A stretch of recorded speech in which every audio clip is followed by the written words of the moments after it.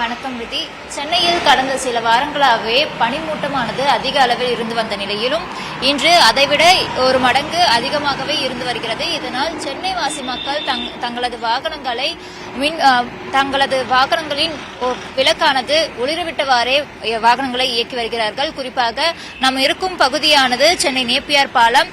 தற்பொழுது 8 மணிக்கு மேல் ஆகியும் தற்போது வரை வாகனங்களை தங்களது மின் விளக்குகளை ஒளிரவிட்டவாறே மெதுவாக இயக்கி வருகிறார்கள். குறிப்பாக சென்னையில் கடந்த செவ்வாய்க்கிழமை அன்று சென்னை மற்றும் புறநகர் பகுதிகளில் மழையானது பரவலாக பெய்து வந்த நிலையில் வட இந்திய மற்றும் வட துருவ குளிர்காற்று வங்கக்கடல் வழியாக தமிழ்நாட்டில் நிலப்பரப்பின் வழியே ஊடுருவதன் காரணமாகவும் மழைக்கான நிகழ்வுகள் இல்லாமல் இருப்பதன் காரணமாக தமிழ்நாடு முழுவதும் மிதமான அளவில் பனிமூட்டம் அதிகரித்துள்ளது. குறிப்பாக தலைநகர் சென்னையில் நேற்று அதிகாலை வேளையில் பனிமூட்டம் மற்றும் சற்று லேசான அளவில் இருந்த நிலையில் இன்று மிதமான அளவில் பனி அதிகரித்துள்ளதால் தலைநகரில் குளிரின் தாக்கமானது தற்பொழுது அதிகரித்துள்ளது. குறிப்பாக சென்னை மற்றும் அதன் புறநகர் பகுதிகளில் பனிமூட்டம் மிதமான அளவில் நீடிப்பதன் காரணமாக காலையில் அலுவலகங்களுக்கு செல்வோரும் காய்கறிகள் மற்றும் மல்லிகை கடைகளுக்கு வியாபாரிகள், பால் விநியோகம் செய்யக்கூடியவர்கள், பேப்பர் விநியோகம் செய்யக்கூடியவர்கள்,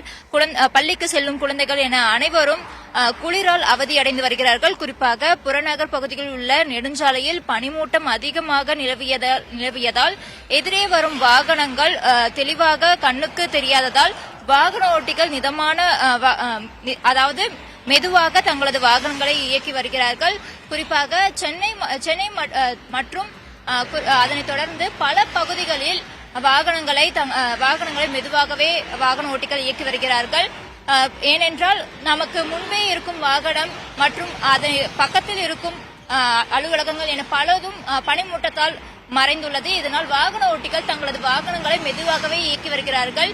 மேலும் பள்ளிக்கு செல்லும் குழந்தைகள், வேலைக்கு செல்பவர்கள் என பலரும் இந்த குளிரால் அவதியடைந்து வருகிறார்கள்.